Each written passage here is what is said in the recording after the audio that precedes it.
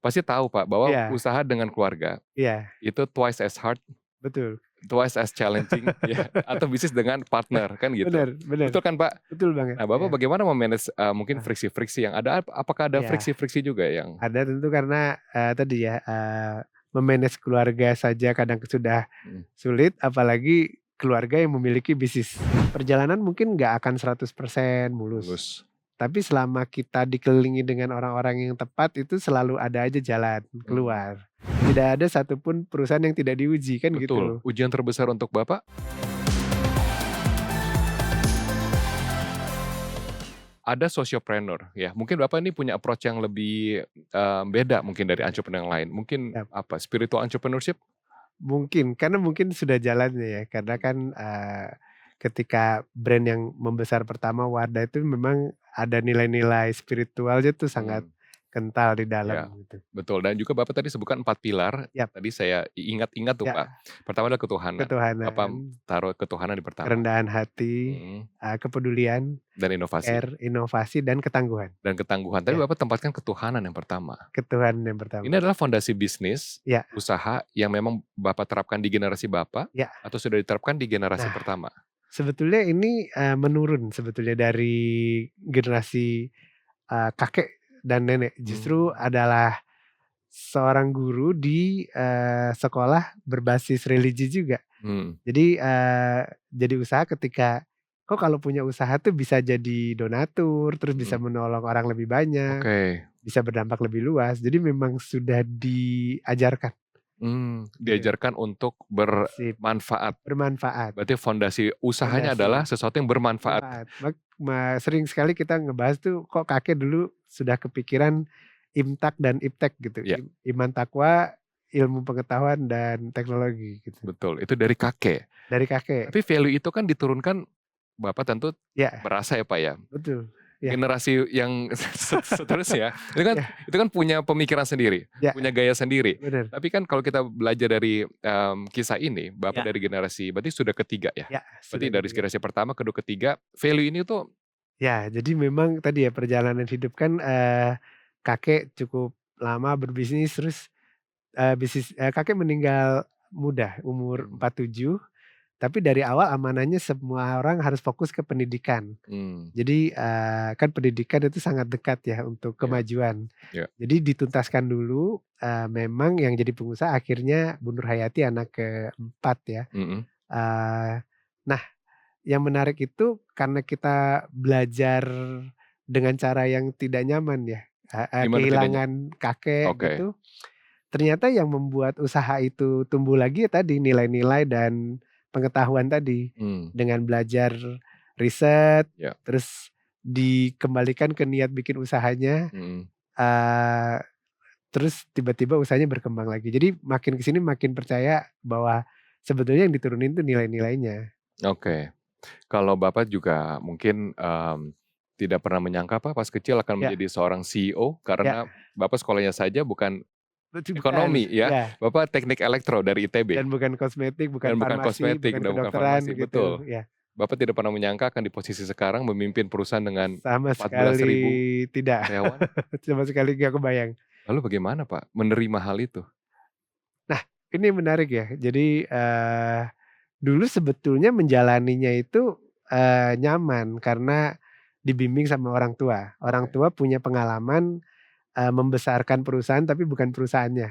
ya, Jadi saya tuh suka bilang kalau kita membesarkan perusahaan orang lain mungkin, Tuhan tuh akan menitipkan anaknya bisa jadi pengusaha gitu. oke, Karena, oh, dan itu semua berjalannya tuh natural, bukan ada kayak momen-momen yang seperti apa, tapi kayak, bertahap, mmm, dicicil dicicil. dicicil gitu. Tahap Jadi apa yang paling sulit dalam transisi ini bagi Bapak? sebetulnya, tahap yang paling sulit itu sebetulnya kalau sudah besar, terus kadang-kadang lupa dengan nilai-nilai itu kesannya klise Betul, ya. iya, Cuman kadang-kadang iya, gemes gitu ya, tadinya saling support waktu kecil, pas sudah besar bisa aja malah jadi saling betul. menuntut gitu atau saling nyalahin Betul, gitu. apalagi bisnis dengan keluarga ya, Pak.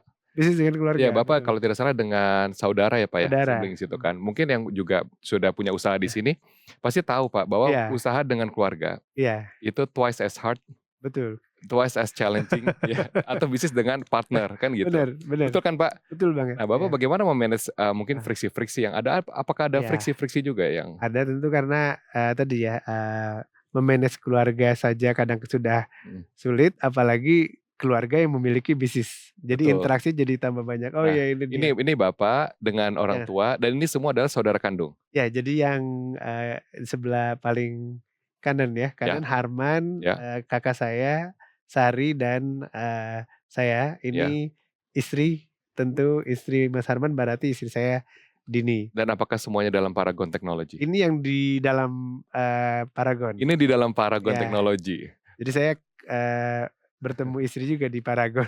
Oh gitu, Iya oke. Tapi iya bertemu istri sebelum berarti istri bekerja di Paragon? iya, kira-kira berapa bulan terus kayaknya cocok gitu. Oh gitu. Iya Tapi yang tadi balik lagi ke poin iya tadi, bekerja dengan iya. keluarga itu kan Jadi gini, ketika sudah mulai ini, ternyata kita baru sadar tuh kalau dalam, komplek kan pentingnya bertetangga. ya, Jadi ternyata keluarga itu juga butuh teman. Jadi, butuh bantuan dari keluarga lain. Jadi kami didampingi sama seorang keluarga yang membuat suatu perusahaan konsultan, mhm, tapi G-nya kayak keluarga gitu. Jadi kayak tadi saya analogi kayak tetangga gitu. iya Jadi dia bergabung bukan karena bisnis, tapi iya, karena ngelihat visi dan nilainya sama, mhm, terus mendampingi kami jangka panjang. mmm, Jadi fasilitator, jadi moderator meeting, iya, terus menuliskan, nilai-nilai keluarga. Jadi ternyata keluarga itu butuh keluarga yang yang lain, lain. oke. Ya, Dan apakah itu memang sudah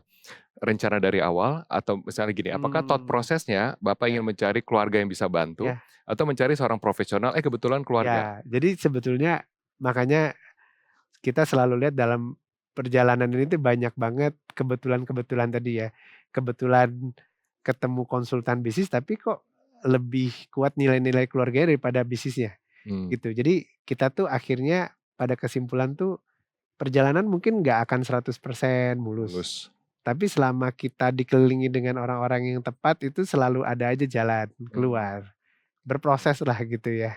Tapi kalau saya dengarkan cerita Ya Bapak ya, tampaknya ya. hidup Bapak tuh nggak ada susahnya ya, Pak? Oh ada Ada. ya. Kapan susahnya itu? Kan kalau kita dengar ya Bapak dan Nah, Ibu di sini kan ya, Bapak bicara dengan nada tenang, lancar. nada Oh iya ikhlas, iya ya iya. nada happy, Eh, kesannya bangun itu dengan saya justru tahu ini menahan itu kan iya, gini. ini pasti Wah, tidak ada kesuksesan tanpa, iya, kerja keras ataupun juga tanpa kegagalan, kan oke. gitu ya? Jadi di ujung-ujung mungkin emosi udah sedikit ini udah capek itu selalu ada jalan. Nah ini periodenya selalu apa ya, ini mungkin lagi tenang. Sekarang lagi Jadi tenang. kadang-kadang pas kita, eee, usaha itu kan kadang jadi beban ya.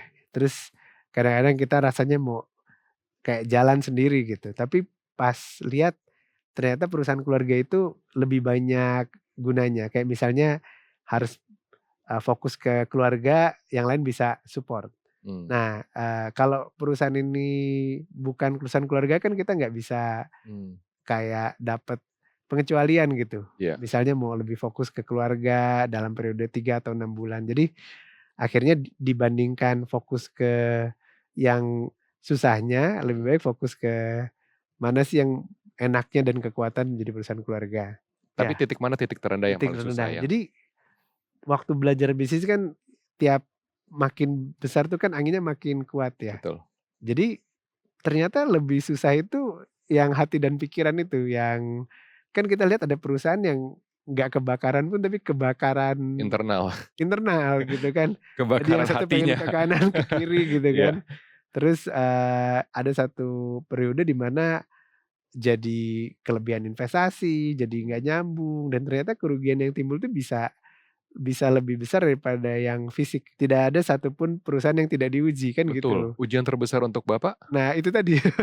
Jadi kadang, tidak sinkron gitu kan, tidak eee, sinkron dalam planning, planning atau dalam misalnya ada, projection, persaingan kita, udah ada yang ngomong tapi nggak aware gitu kan mhm, atau misalnya, kakak saya ngingetin saya untuk bikin ini iya, terus ada kesempatan yang hilang. Tapi oke. kalau kecil-kecil dikumpulin Besar lama-lama ya juga. besar juga Tapi apakah gitu. ada sebuah faktor eksternal yang cukup atau internal yang Ya. cukup hebat, Pak, dan itu berlangsung secara tiba-tiba? Kan tadi kebakaran Nah, tiba-tiba, faktor krisis tiba-tiba, mungkin jadi faktor ditipu mungkin orang, oh kesalahan ditipu investasi, orang pernah, kerugian, ditipu itu udah itu udah pasti itu mah, makanan ya, Pak, ya? udah makanan sehari-hari. Udah Kalau mak itu ibaratnya, karena itu udah pasti nggak mungkin nol, biasanya target kita tuh, justru nol untuk hal-hal yang tadi integritas, Yap, jangan ditoleransi karena kalau kita tolerir yang seperti itu yang bisa jadi masalah yang, besar, betul, gitu.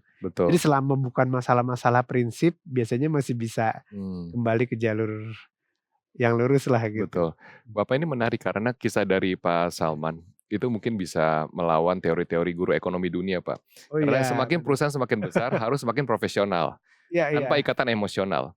Tapi kan iya, Bapak semakin perusahaan besar, mmm, semakin ber iya, keterkaitan emosional. emosional, iya, Karena ingin sebagai keluarga. iya, Kalau 14.000 karyawan, Pak, bagaimana mmm, memperlakukannya sebagai keluarga iya, 14.000 orang 14.000 ini? orang ya. Iya, Jadi memang keluarga itu kan nilai-nilai, mhm. bahkan kami ditantang, apa kalau keluarga itu berarti boleh nggak bayar gitu kan, Iya. pelanggan nggak boleh bukan, tentu bukan, tapi Takutnya karyawan nilai-nilainya. gini Pak melihat, oh karena keluarga semua pasti kebijakannya preferensi keluarga dulu, Oh iya, misalnya gitu jadi kan. memang kita kan, ada yang bilang ini adalah keluarga di bisnis gitu, bukan bisnis keluarga, Mmm, gitu. Tapi jadi, ternyata banyak pakar bisnis juga lama-lama lihat aspek-aspek manusianya, budaya kan. iya, Jadi dulu-dulu orang bilang, "Culture eat strategy for breakfast," tapi bentuknya gimana sih? oke, Jadi sebetulnya, sejak dulu memang budaya itu lebih penting, tapi karena buku-buku bisnis dari barat, jadi budaya bagi mereka tuh lebih kayak individual, etos kerja, mmm, legacy gitu. oke, Nah ternyata kita yang punya budaya-budaya, timur yang spiritual itu ternyata agak berbeda, lebih kolektif betul, gitu. Jadi lebih seperti community gitu. Jadi kita lihat di sini tuh kayak keluarga ideologis gitu, bukan keluarga mmm, biologis gitu. betul. Mmm, Nah sekarang setelah ini Bapak punya tanggung jawab ya untuk meneruskan kepada generasi ya selanjutnya. Bagaimana ya. caranya Pak? Karena Nah, Gen Z itu Pak Gen Z betul. iya, Bapak udah ketawa nih kalau denger Gen Z Iya, ini nonton banyak yang Gen Z Gen juga loh Z. Pak, tuh udah pada ketawa. Karena Gen Z itu kan punya preferensi sendiri, pikiran Ya sendiri. Era mereka ya besar ya. pun berbeda dengan Mhm, era Bapak gitu ya ya. Bagaimana caranya meneruskan nilai-nilai itu? ya. Jadi kita kan lihat zaman ini nggak bisa dilawan ya. Jadi kita ngelihat, apa sih kelebihan Gen Z itu banyak informasi masuk. Mmm, Jadi kita lihat, pertama untuk berbagai bidang yang, riset atau yang butuh passion gitu ya, ya, Gen Z itu malah unggul gitu ya, mmm, karena mereka udah pengen jadi R&D, pengen jadi brand manager, pengen jadi leader tuh dari awal ya, gitu. Jadi, eee, mungkin kuncinya adalah sebisa mungkin untuk mengikuti perkembangan zaman tadi, mhm, terus kesadaran tadi ya zamannya kan nggak bisa dilawan. Jadi, gimana kerjasama antara Gen X, milenial sama Gen Z ini bisa mulus. sinkron, Zaman sekarang nih Gen Z mungkin nggak cuman ikut suara hati, tapi juga udah ada bukti-bukti betul. ilmiahnya Karena itu, gitu. isu-isu seperti mental health itu Iya, matters. anxiety gitu Anxiety itu ya. penting untuk mereka karena meregulate psikologi, Iya, itu akan juga meregulate decision making betul. yang akan dijalankan terutama dalam Iya, memimpin perusahaan. betul. Oke, wah Iya, menarik. Tapi kalau menarik. saya boleh, merefleksikan Iya, Pak, apa yang saya pelajari dari Pak Salman hari iya, ini, kita letakkan fondasi bisnis kita bukan pada uang, betul. letakkanlah Mhm, pada, Sang Pencipta iya, dan juga tujuan kita diciptakan. betul Betul betul. tidak Pak? Seperti Betul itu? betul. Jadi, sang pencipta itu kan lebih dekat dari yang dibayangkan gitu kan, ada di dalam kita lah istilahnya kan, ruhnya ya. Mhm, Eee, Terus mungkin akhirnya, ketika kita ingat bagaimana ajaran-ajaran ini menyebar gitu kan dari sebuah tempat yang kecil ya, iya, biasanya ajaran spiritual kan dari sebuah kota yang kecil, mhm, kok bisa, banyak kerajaan-kerajaan besar ikut tuh kan mirip sama perusahaan malah mengadopsi suatu nilai-nilai spiritual kan. betul, Ternyata yang dicari itu kan tadi ya ketenangan, mhm, hubungan mhm, gitu. Jadi kalau ditanya gimana caranya mungkin ada hal yang orang suka lupa karena dunia internet tuh ketemu langsung, termasuk saya nih. iya, Jadi memang ternyata hal-hal kayak saya jagain kamu, kita keluarga besar tuh terciptanya tuh lewat ketemu langsung. Jadi ini Hmm, terima kasih nih yang datang di sini. betul, human interaction, Human interaction ternyata betul. nggak bisa digantiin. Itu tidak bisa tergantikan ya, Pak? Nggak bisa digantiin. Jadi lebih baik kalau kita punya 15.000 karyawan, fokus ke 100 orang, Ya. 100 orang ini akan menyapa 100 orang lagi dan seterusnya dan Tapi seterusnya Bapak gitu. sebisa mungkin menyapa 15.000 karyawan Bapak? Nah, untung mungkin Itu kapan zaman selesainya, Pak? Itu ada media, Iya, tapi ternyata yang lebih penting itu lewat storytelling tadi. iya, Yang orang dari 1.000 orang yang tadi kita menceritakan ngobrol, lagi, terus dia betul. cerita Cerita lagi lagi, gitu. betul, betul, Ternyata orang tuh tidak berubah sebanyak yang kita bayangkan. betul, Iya, betul. Manusia tidak berevolusi secepat itu ya, Pak, tidak ya. secepat itu. Tentu, kedekatan emosional, Mmm, itu masih dibutuhkan di zaman yang serba canggih ini. siap. Terima kasih Pak Salman Subakat telah hadir di Diet Talks dan juga terima kasih untuk cerita inspiratifnya. Siap. Saya yakin Bapak dan Ibu di sini pasti belajar banyak dan kita bisa memetik apa yang dibutuhkan untuk kemudian, meraih kesuksesan dalam hidup. Kita berikan tepuk tangan dulu untuk Pak Salman Subakat. Terima kasih.